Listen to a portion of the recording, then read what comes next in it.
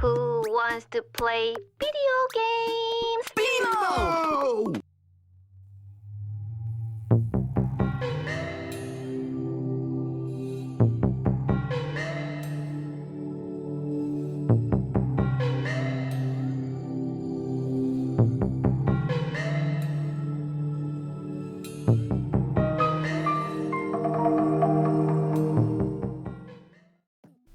Hi guys, welcome back to my channel. If you hadn't guessed from the preview at the beginning, I am making Bubblegum Princess from Adventure Time. I've just stuck a horror spin on it. We are literally going to start with the base. I am using a pot lid from IKEA. You can buy these at £1.50 each. I don't know what that is in American dollars. However, in the UK they are £1.50. If you go to a craft store and buy a base, they're normally like £5 a pop. So my strong suggestion to you all is pop down to IKEA and empty the store of all of their jar lids because it will save you a fortune. As you can tell, there was a divot in the pot lid, so I filled that with Fimo Soft. I had it left over from my project from last week, so I just sort of jammed that in there. Now I am using my Super Sculpey to create the royal rug.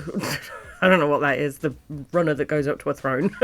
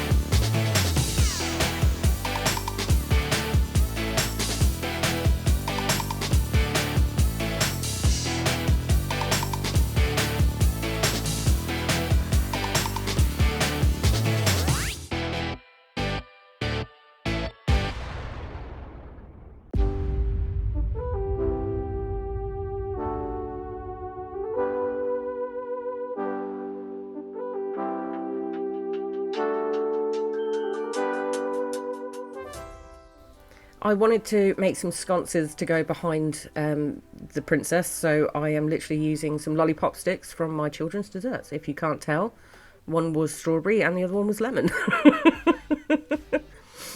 So yeah, I'm literally just going to jam those into the Fimo with a little bit of bacon bond, and then I'm going to make the top of the sconce using this random stone egg that I seem to have acquired. You could use a large ball stylus, but it wasn't quite big enough for what I needed, or my ones weren't, so I used this stone egg, which did the job perfectly.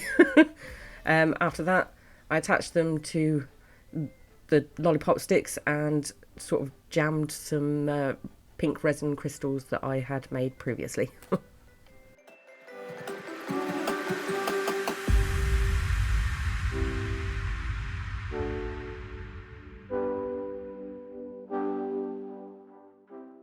You can't have Bubblegum Princess without her faithful servant, Peppermint Butler, so I needed to make sure that he was on the sculpture. So I literally just made this disc of clay. There is no armature in there at all. Sculpted the basic shape of his face, so the expression that I wanted was that of fear. Added in a couple of little eyes and some cocktail sticks for legs. Once I had done that, I kind of jammed that into the Fimo just to give some impressions in the clay so that I knew where he needed to stand later on. And then I bunged him into the oven. Unfortunately, during the first bake, that candelabra fell over and broke the bit that I had made around the bottom, so I got out my milliput, the right way around, and just sort of sculpted. I also neglected to remember, even though I did it in my last video, that Fimo shrinks. So when it shrunk in the oven, it left a bit of a gap around the edge of the base, so I'm using a little bit of milliput also to fill in that gap. But milliput can be difficult to sculpt with. My biggest suggestion to you is water. You're going to need water if you want to smooth it out or get any sort of shape out of it. You need water, because it's like trying to sculpt with bubblegum, actually. Ironically.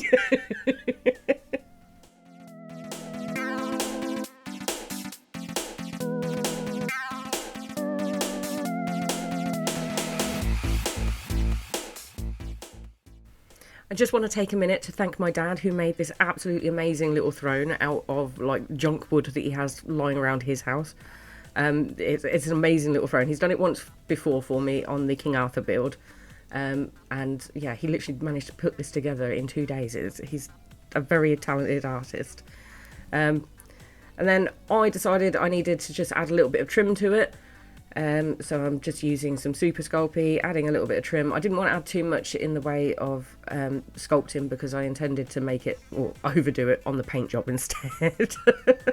So I didn't need to do too much in the way of adding clay. I bunged that into the oven because I needed it to be nice and hard for when I added Bubblegum Princess. To make her, I literally just scrunched up a load of foil until I had Hanky the Christmas poo. And then covered that in some Super Sculpey polymer clay as well.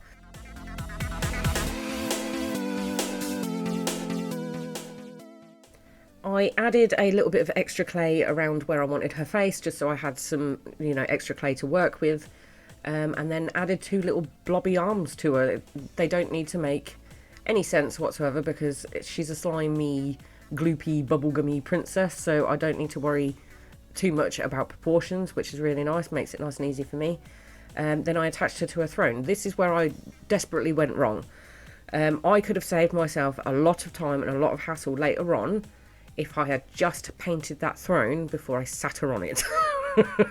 Because believe you me, I spent a very long time getting in there with all the paint.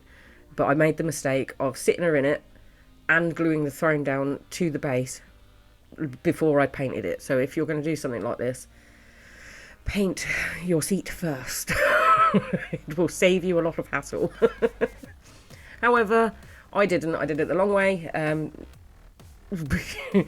Yeah, I just went ahead and got into the sculpting. I think that's what happened, is I got so into it. To make her all slimy, gloopy looking, I'm literally making loads of teardrop blobs of clay and then adding them everywhere, giving her a gloopy, bubblegummy look.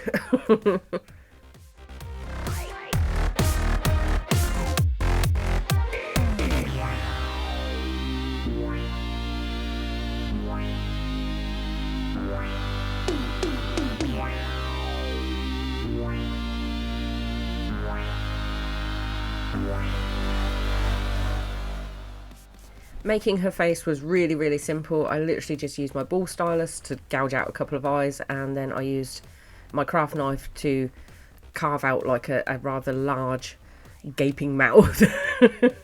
And then to create that really gruesome, slimy look, I brought the mouth back together with long strips of cosplay. I did do a little bit of preempting. I'm quite pleased with myself because this hasn't happened much in the build so far. But I do put a little bit of black Fimo inside of her mouth so that I don't have to try and get a paintbrush behind all of the stringy cosplay slimy bits. Talking of which, that's what I'm doing right now, is I'm using cosplay to add all of the long bits because yeah, they would break very easily if I used Super Sculpey Original to make them, because they would be so fragile. They don't have an armature in them. But the cosplay worked perfectly. It held on beautifully, and not a single one of them broke. So it was really, really useful. So if you're going to do something like this, I would strongly suggest buying cosplay. It's time to give Peppermint Butler a little bit of dignity, because right now he naked. To do that, I'm literally just attaching a tiny strip of clay, using a bit of bacon bond and using that tiny strip to sculpt into. It's really simple. Instead of giving him a full set of clothes, just a thin strip of clay will give the illusion of a trouser line rather than creating an entire set of trousers. It would bulk him out a little bit too much, I think. After that, I sculpted in his legs, and I gave him his little, I don't know what they're called, flappy bits at the back of his suit. his little penguin flaps at the back, using some cosplay.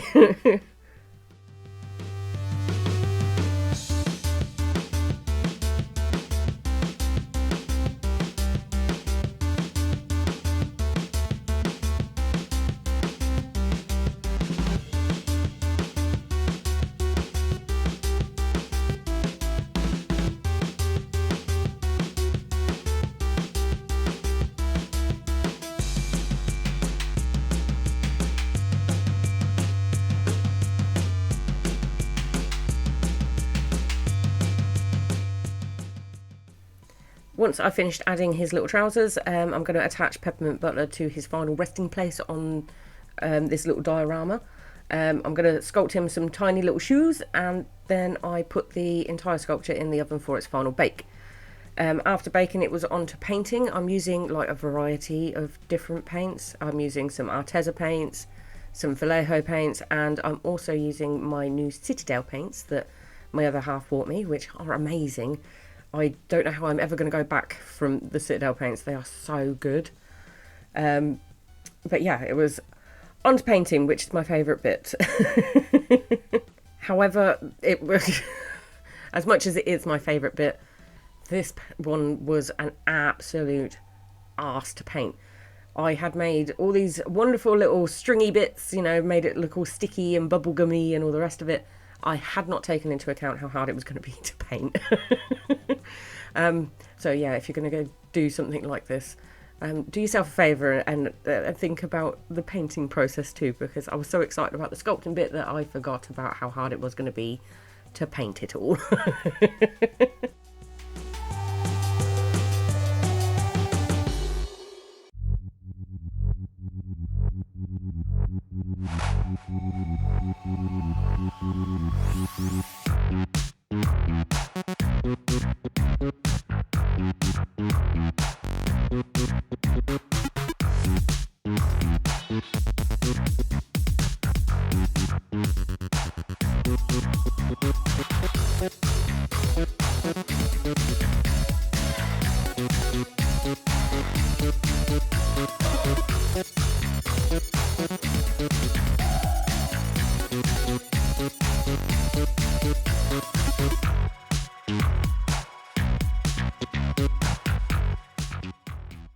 I needed to make sure that our two heroes of Adventure Time made it onto my sculpture somewhere. I decided to add them as a stained glass feature on the back of the throne. I'm going to sit there and say right now that this isn't my artwork. I haven't designed this piece. I found it on the internet. I just sort of copied it over. So, you know, don't think that I created this piece of work. I just recreated somebody else's piece of work. But here is the original on the screen. But yeah, I needed to make sure that they were on the sculpture, so I added them this way. I kind of wanted it to look like they were of heroes of old, but something terrible happened to the Candy Kingdom, and, you know, it has fallen to this horrendous new form of the Bubblegum Princess. So yeah, I just wanted to make sure that they were on there, and it had some sort of like dark tale behind it. Who knows, maybe Bubblegum Princess attempted to repair the demon sword, and this was what happened to her. This became the new Bubblegum Princess. I don't know.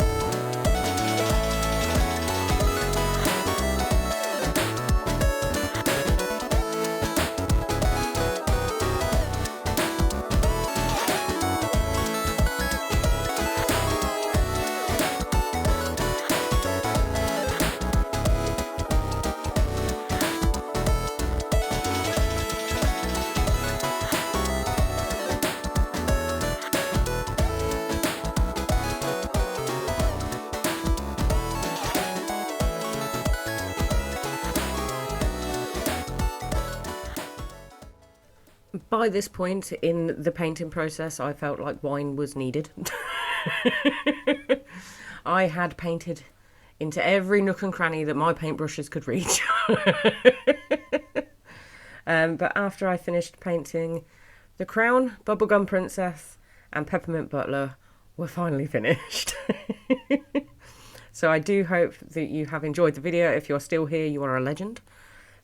Please do take a minute to like, comment, and subscribe if you could. That would be amazing. Thank you very much, guys, for watching, and I will see you in the next video. Bye!